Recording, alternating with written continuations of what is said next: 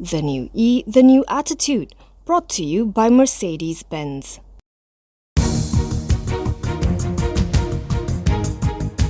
Cinemas will be allowed to operate at half capacity in all states, including those still in Phase 1 of the National Recovery Plan starting Thursday.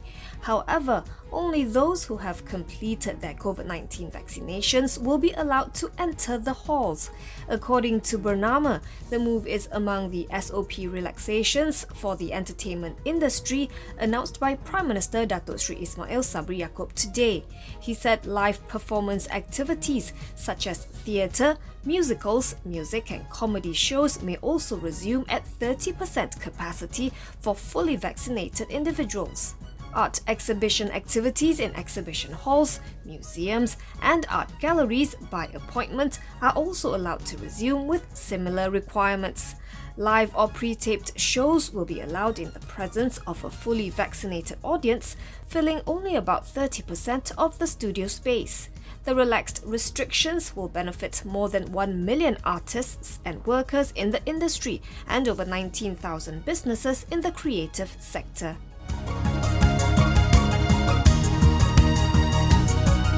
Hartalega Holdings says its rubber glove factories are not running at full capacity but at about 70% currently. This is to abide by the 60% workforce requirement for manufacturers, which are also required to commit themselves to a fortnightly health screening for their entire factory workforce to curb the spread of COVID-19. In a virtual media briefing today, Hartalega CEO Kwan Moon Yong said the fortnightly screening is disruptive and difficult to execute, and that Hartalega is in talks with the government to see how else to approach this, especially since Malaysia is preparing to treat COVID-19 as endemic come this October. He said the issue has affected about 5% of Hartalega's total annual capacity without elaborating on how much sales the glove maker has lost due to its factory's inability to operate under full capacity. According to Kwan, the disruption has caused buyers to move their purchases to other glove-producing countries like Thailand and China. As such, he said it is important for Malaysia to continue providing a conducive operating environment for the rubber glove sector as glove manufacturers in China aggressively expand their production capacity. According to him, China's global market share in terms of glove supply is estimated to increase to 23% by 2022 from 16% currently, while Malaysia's global market share is expected to shrink to around 60% from 67%. Hartalega closed unchanged at RM6.91 today, giving it a market capitalization of RM23.7 billion.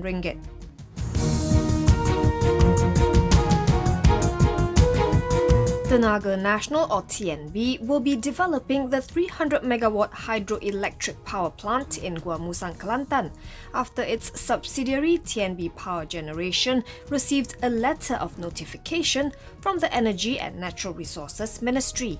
In a Bursa Malaysia filing today, the utility giant said the project will enhance the nation's energy security and bring about positive socio-economic impact to local communities, the state of Kelantan and Malaysia. Construction works are estimated to take 5 years and shall be completed by June 1st, 2027.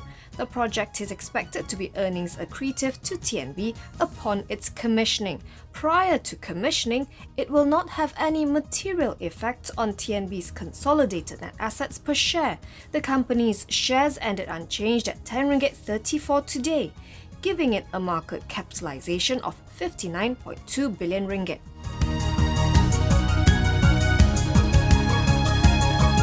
The Social Security Organisation, or SOCSO, has emerged as one of Berjaya Food's major shareholders for the first time after an off-market deal, which raised its stake in the food and beverage operator to 5.03%.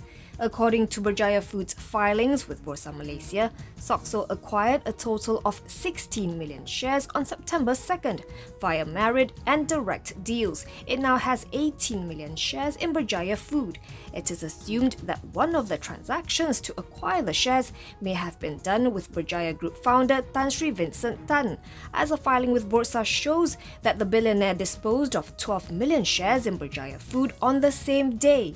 Tan holds a 62% direct and indirect stake in the group.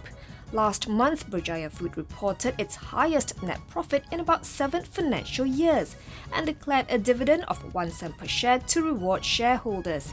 Berjaya Food's FY21 net profit came in at 47.36 million ringgit, compared with a net loss of 19.58 million ringgit in FY20, while revenue rose by some 13% to 717.27 million ringgit. Its full-year net profit was its strongest performance since FY15, when it reported earnings of 177.57 million ringgit. At the close, Berjaya Food was unchanged at 2 ringgit 5 cent for a market capitalization of about 790 million ringgit.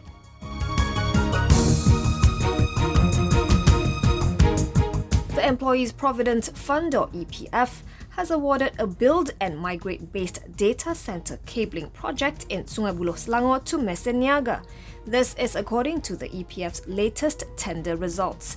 No further details were available. The project awarded to Meesyenaga is among the EPF's latest tender results for July, indicated on its website. At the time of writing today, Meesyenaga has yet to announce the contract win in a Bursa Malaysia filing. In IT terminology, the phrase build and migrate may be associated with internet-based cloud computing, which involves data storage in a remote database instead of a hard disk drive. Cloud computing users can access files stored under a cloud-based system wherever the users are. At the close, Meesyenaga's shares settled up 0.68% at 1 ringgit 64 for a market value of about 99.06 million ringgit. According to Meesyenaga's website, the company was established on December 17, 1981, at a time when Malaysia's IT industry was still in its infancy. It was set up in response to the government's ambition to increase local participation in the technology industry. It has since evolved from a firm selling IBM Office products into a multi-platform technology solutions provider.